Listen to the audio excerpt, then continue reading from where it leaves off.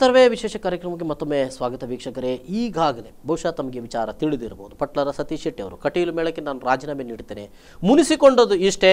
ಬಲ್ಲಿರೇನಯ್ಯ ಅನ್ನುವಂಥ ಪತ್ರಿಕೆಯಲ್ಲಿ ಕಡಿ ಲಕ್ಷ್ಮೀನಾರಾಯಣ ಅಸರಣ್ಣ ಅವರ ಒಂದು ಲೇಖನ, ಆ ಲೇಖನದಲ್ಲಿ ಅವರು ಭಾಗವತಿಕೆಯಲ್ಲಿ ಅಪ್ರತ್ಯಕ್ಷವಾಗಿ ಅವರು ಪಟ್ಲ ಸತೀಶ್ ಶೆಟ್ಟರ ಭಾಗವತಿಕೆಯನ್ನೇ ಬಗೆಗಿನ ಒಂದಷ್ಟು ಅಪಸ್ವರವನ್ನು ಎತ್ತಿದ್ದಾರೆ ಅನ್ನುವಂಥದ್ದು ಹಿನ್ನೆಲೆಯಲ್ಲಿ ಇವರು ಮುನಿಸಿಕೊಂಡಿದ್ದರು ಪಟ್ಲ ಸತೀಶ್ ಶೆಟ್ಟರು ಅಂತ ಅನ್ನುವಂಥದ್ದು. ಎಸ್, ಈಗಾಗಲೇ ಕಟೀಲು ಲಕ್ಷ್ಮೀನಾರಾಯಣ ಅಸರಣ್ಣ ಅವರು ಕೂಡ ನಮ್ಮ ಜೊತೆ ಮಾತಿಗೆ ಸಿಕ್ಕಿದ್ದಾರೆ. ಅವರು ಬಾಂಬೆಯಲ್ಲಿದ್ದಾರಂತೆ.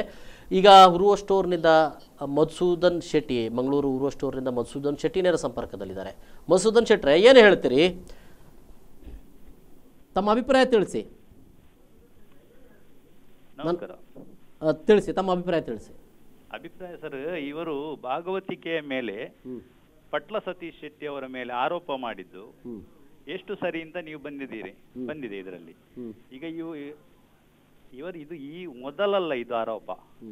ಯಾಕೆ ಅಂತ ಹೇಳಿದ್ರೆ, ಆವತ್ತು ಕಟೀಲು ಮೇಳದ ಕಮ್ಮಟ ನಡೆಸುವಾಗ ಕೂಡ ಸರ್ವಮಂಗಲ ಮಾಂಗಲ್ಯ ಅಂತ ರಕ್ತಬೀಜನಿಗೆ ಪದ್ಯ ಕೊಟ್ಟದ್ದನ್ನು ಕೂಡ ಇವರು ಖಂಡಿಸಿದ್ದಾರೆ. ಇವರು ಎಲ್ಲ ವಿಷಯದಲ್ಲೂ ಪಟ್ಲ ಸತೀಶ್ ಶೆಟ್ಟಿಯ ಭಾಗವತಿಕೆಯ ಮೇಲೆ ಸವರಿ ಮಾಡುವುದು ಅಂತ ಹೇಳುವಾಗ ಇದನ್ನು ಪಟ್ಲ ಸತೀಶ್ ಶೆಟ್ಟಿ ಅವರು ಎಷ್ಟು ಸಹಿಸಬಹುದು? ಏನು ಹೇಳ್ತಾರೆ ಕೊನೆಯಲ್ಲಿ? ಏನು ಹೇಳ್ತಾರೆ? ಏನು ಅವರ ಮೇಳದಲ್ಲಿ ಮೊದಲು ಕುರಿಯ ಶಾಸ್ತ್ರಿ ಅವರು ಕಲಾವಿದರಿಗೆ ಚೆಂಡೆ ಕೋಲಲ್ಲಿ ಹೊಡಿತಿದ್ರು.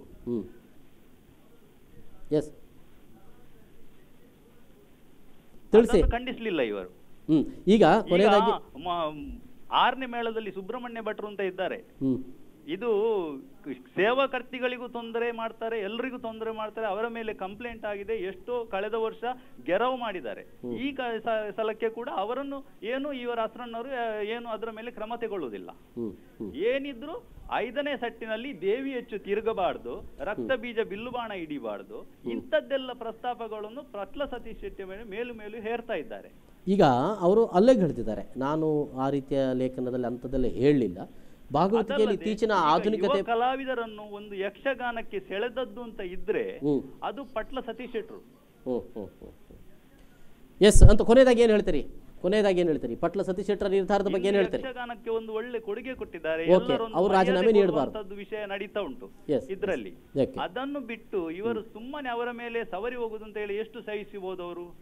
ಈಗ ಪಟ್ಲ ಸತೀಶ್ ಶೆಟ್ಟರ್ ರಾಜೀನಾಮೆ ಹಿಂತೆಗೆದುಕೊಳ್ಬೇಕು ಅಂತ ಹೇಳ್ತೀರಾ? ಏನ್ ಹೇಳ್ತೀರಿ? ಈಗ ಕಟೀಲ್ ಮೇಳದಲ್ಲಿ ಮುಂದುವರಿಬೇಕಾ ಬೇಡವಾ? ಆದ್ರಿಂದ ಅವರು ಇನ್ನೂ ಮೇಳಕ್ಕೆ ಬರುವುದಕ್ಕೆ ಅವರು ಮೇಳದಲ್ಲೇ ಮುಂದುವರಿಬೇಕು ನಮ್ಗೆ. ಎಸ್, ಓಕೆ, ಧನ್ಯವಾದಗಳು ಮಾತಿಗೆ. ನಮ್ಮ ಜೊತೆ ನೇರ ಸಂಪರ್ಕದಲ್ಲಿ ತಮ್ಮ ಅಭಿಪ್ರಾಯ ತಿಳಿಸಿದಾಗ ಈಗ ಮತ್ತೊಬ್ಬರು ನಮ್ಮ ಜೊತೆ ನೇರ ಸಂಪರ್ಕದಲ್ಲಿದ್ದಾರೆ. ನಮಸ್ಕಾರ,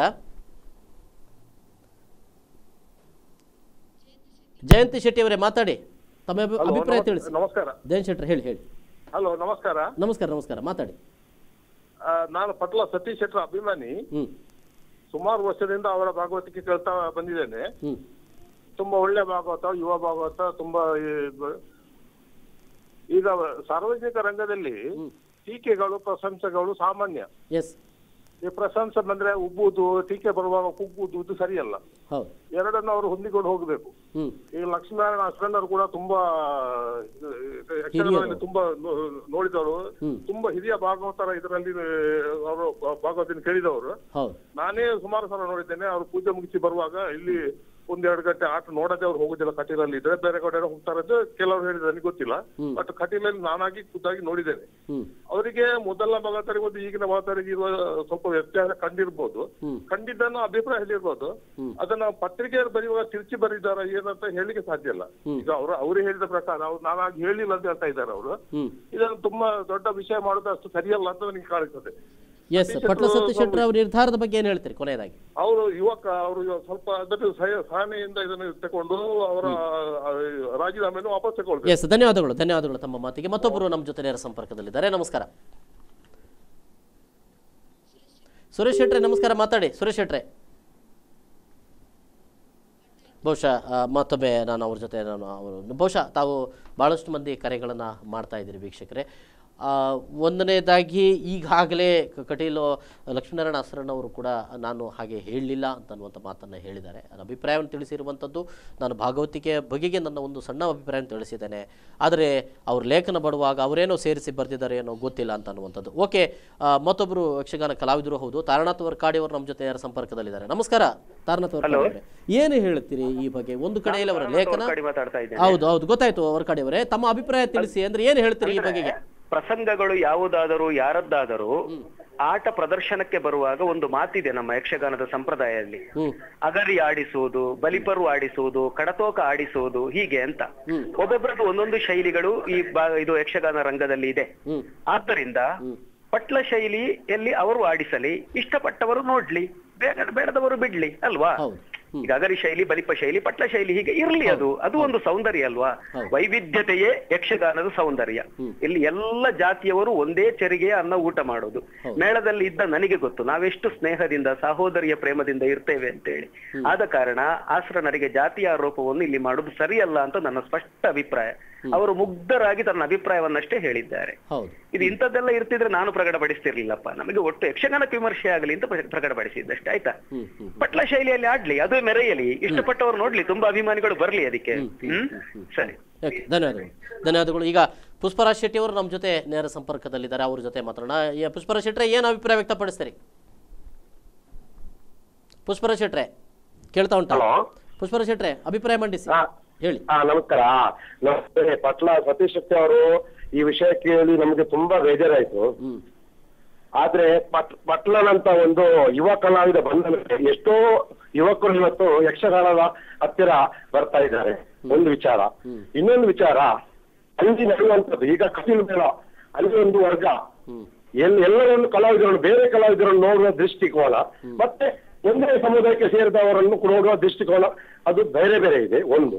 ಇನ್ನೊಂದು, ಅಲ್ಲಿ ಯಾರೋ ಒಂದು ಒಳ್ಳೆ ಹೆಸರು ಬರೀತಾರಂತ ಆಗುವಾಗ ಅವರಿಗೆ ಒಂದು ಒಟ್ಟಕ್ಕೆ ಏನೋ ನಡೀತಾ ಉಂಟು ಅಲ್ಲಿ ಒಂದು ಪ್ರಕರಣ. ಮತ್ತೆ ಒಂದು 5ನೇ ಮೇಳಕ್ಕೆ ಪ್ರತಿ ಸಲ ಟೀಕೆ ಮಾಡುದು, ಅದು ಷಡ್ಲಕಲ ಮೇಳ, ಅದು ಷಡ್ಲಕಲ ಮೇಳ ಅಂತ. ನಿಜವಾಗಿ 5ನೇ ಮೇಳಲ್ಲಿ ಹೆಚ್ಚು ಷಡ್ಲವರಿಲ್ಲ ಯಾರು ಬಂಟರು. ಆದ್ರೂ ಅವ್ರು ಹೇಳುವ ದೃಷ್ಟಿಕೋನ ಅದು ಬೇರೆ ರೀತಿ. ಅಂದ್ರೆ ಎಲ್ರು ಬರುವುದು ಪಟ್ಲನ ಮೇಳ ಕೇಳ್ತಾರೆ ಅಂತ. ಆಕ್ಚುಲಿ ಅದು ಪಟ್ಲದ್ದು ಮಿಸ್ಟೇಕ್ ಅಲ್ಲ, ಪಟ್ಲದ್ದು ಒಳ್ಳೆ ಕಲಾವಿದರ ಟೀಮ್ ಅನ್ನು ನಮಗೆ ಕೊಟ್ಟರೆ ಒಳ್ಳೆಯದು ಅಂತ ರಿಕ್ವೆಸ್ಟ್ ಮಾಡ್ತಾರೆ ಪಂಚಾಯತಿ. ಇನ್ನೊಂದು, ಈ ಅಸಣ್ಣರು ಎಲ್ಲ ಇದ್ದಾರಲ್ಲ, ಇಷ್ಟು ಜನ ಇದ್ದಾರೆ, ಇವರು ಬಾಂಬೆಗೆ ಹೋಗ್ತಾರೆ, ಪೇರಿಸ್ ಬಾರಿಗೆ ಉದ್ಘಾಟನೆಗೆ ಹೋಗ್ತಾರೆ. ಮತ್ತೆ ಅಲ್ಲಿ ಯಾರು ಬಂದ್ರೆ ಅವರಿಗೆ ದೇವರ ಎದುರುಗಡೆ ಒಂದು ಮಾಲೆ ಹಾಕಿ, ಅವರಿಗೆ ಅಲ್ಲಿ ದೇವಸ್ಥಾನದಲ್ಲಿ ದೇವರ ಎದುರುಗಡೆ ಮಾಲೆ ಹಾಕಿ ಅವರಿಂದ ಕಾಣಿಕೆ ಇನ್ನಿತರ. ನಾನು ಹೇಳುದು, ಮೊದಲು ಆ ದೇವಸ್ಥಾನದ ಒಳಗಡೆ ಇದ್ದದ್ದಂತೂ ಅದನ್ನೊಂದು ಸರಿಯಾದ ವ್ಯವಸ್ಥೆ ಮಾಡಿ ಅಲ್ಲಿ ಎಲ್ರಿಗೂ ಒಂದೇ ಸಮಾನ, ಪಾಪದವರಿಗೂ ದೊಡ್ಡವರಿಗೂ ಒಳ್ಳೆ ಒಂದು. ಈಗ ಒಟ್ಟು ಪಟ್ಲರ ಈ ಅಭಿಪ್ರಾಯದ ಬಗ್ಗೆ ಏನ್ ಹೇಳ್ತಾರೆ? ಅವ್ರು ರಾಜೀನಾಮೆ ನೀಡ್ತಾರೆ ಅಂತ ಹೇಳಿದಾರೆ, ಏನ್ ಹೇಳ್ತಾರೆ ಕೊನೆಯದಾಗಿ? ರಾಜೀನಾಮೆ ಕೊಡಬಾರದು. ಅವ್ರು ಎಲ್ಲರ ಹತ್ರ ಪ್ರೀತಿಯಲ್ಲಿದೆ, ಬ್ರಾಹ್ಮಣರು, ಶೆಟ್ರು ಅಂತ ಎಲ್ಲ ಜಾತಿಯವರೊಟ್ಟಿಗೆ ಒಳ್ಳೆ ಒಂದು ಅಭಿಮಾನದಲ್ಲಿ ಒಳ್ಳೆ ಪ್ರೀತಿಯಲ್ಲಿದ್ದವರು. ಹಾಗಾಗಿ ಈಗ ಒಂದು ಬೆಂಗಳೂರಿನವರು ಒಂದು ಒಳ್ಳೆ ಭಟ್ರು ಎಷ್ಟು ಒಳ್ಳೆ ಹೇಳಿದ್ದಾರೆ. ನಾನು 65 ಪ್ರಸಂಗವನ್ನು ದೇವಿ ಮಾತ್ರ ಪಟ್ಲದ್ದು ನೋಡಿದ್ದೇನೆ 90ರಲ್ಲಿ ಅಂತ. ಎಷ್ಟೋ ಜನ ಇದ್ದಾರೆ, ಒಳ್ಳೆಯವರು ಇದ್ದಾರೆ. ಇವ್ರು ಮೊದಲು ಅಲ್ಲಿದ್ದ ವ್ಯವಸ್ಥೆ ಮೊದಲು ಸರಿ ಮಾಡ್ಲಿ, ಆಮೇಲೆ ಒಂದು ಟೀಕೆ ಮಾಡುವಾಗ ನೋಡ್ಬೇಕು ಯಾಕೆ ಮಾಡ್ಬೇಕು.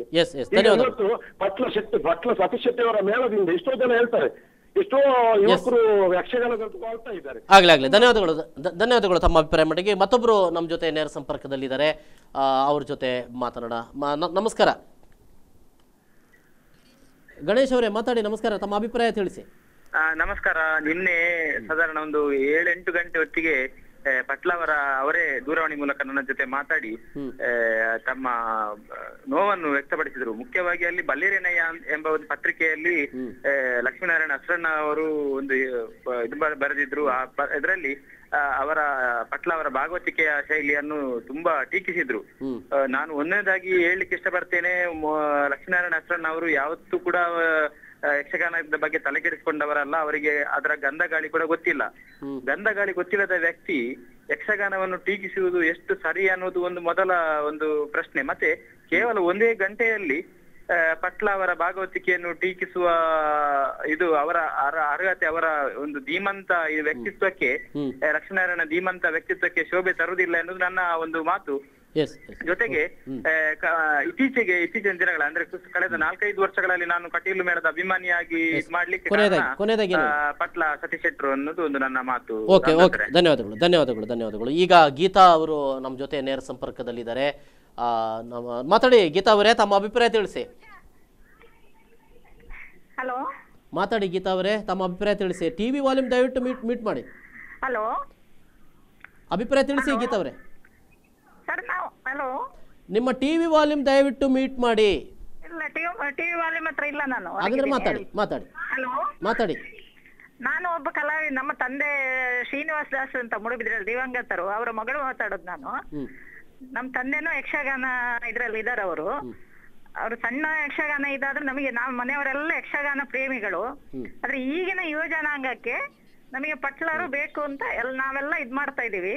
ಯಾಕೆಂದ್ರೆ ನಮ್ಮಲ್ಲಿಗೆ 60-61 ವರ್ಷದಿಂದ ಮೂಡಬಿದ್ರಿಯಲ್ಲಿ ನಾವು ಯಕ್ಷಗಾನ ಇದು ಮಾಡ್ತಾ ಇದೀವಿ ಸಂಘ ಸಂಸ್ಥೆಯಿಂದ. ಆದ್ರೆ ಪಟ್ಲರಷ್ಟು ಇದು ಯಾರು ಇದು ಇಲ್ಲ ಅಂತ ಇಲ್ಲೆಲ್ಲ ಯುವಜನರೆಲ್ಲ ಹೇಳ್ತಿದ್ದಾರೆ. ಇವನ್ ನನ್ನ ಮಕ್ಕಳು ಎಲ್ಲಿ ಪಟ್ಲರು ಅಂತ ಇದ್ರೆ ಅವ್ರು ಎಲ್ಲಿ ಇದ್ರು ನಾವ್ ಅಲ್ಲಿ ಹೋಗ್ತೀವಮ್ಮ, ನಮ್ಮನ್ನ ಕಳ್ಸಿ ಕೊಡಿ ಅಂತ ನನ್ನ ಹೆಣ್ಣು ಮಕ್ಕಳು ಕೇಳ್ತಾ ಇದ್ದಾರೆ. ಹಾಗಾಗಿ ನಾವು ಅವರು ತುಂಬಾ ಅಭಿಮಾನಿ. ಅವ್ರು ಇವತ್ತು ಜಾತಿ ಸಮಸ್ಯೆ ಅದು ಇದು ಬಂದ್ರೆ ಅವರು ಬಿಡಬಾರ್ದು. ಅವ್ರು ಈ ಮೇಳಲ್ಲದಿದ್ರೆ ಇನ್ನೊಂದ್ ಮೇಳದಲ್ಲಾದ್ರೂ ಇದ್ದುಕೊಂಡು ಅವರ ಇದ್ ಮಾಡ್ಕೊಂಡು ಹೋಗ್ಬೇಕು, ಮುಂದುವರಿಸ್ಬೇಕು ಅವರು. ನಾವು ಎಲ್ಲಿದ್ರು ಅವ್ರನ್ನ ಹುಡ್ಕೊಂಡು ಹೋಗ್ತೀವಿ. ನಾನು ಮಂಗಳೂರಲ್ಲಿ ಜಾಬ್ ಮಾಡ್ತಾ ಇದ್ದೀನಿ BSNL ಅಲ್ಲಿ. ಅವ್ರದ್ದು ಮೊನ್ನೆ ನಮ್ಮ ಮೂಡುಬಿದ್ರೆಯಲ್ಲಿ ನನ್ನ ಮನೆ ಪಕ್ಕನೇ ಆಯ್ತು.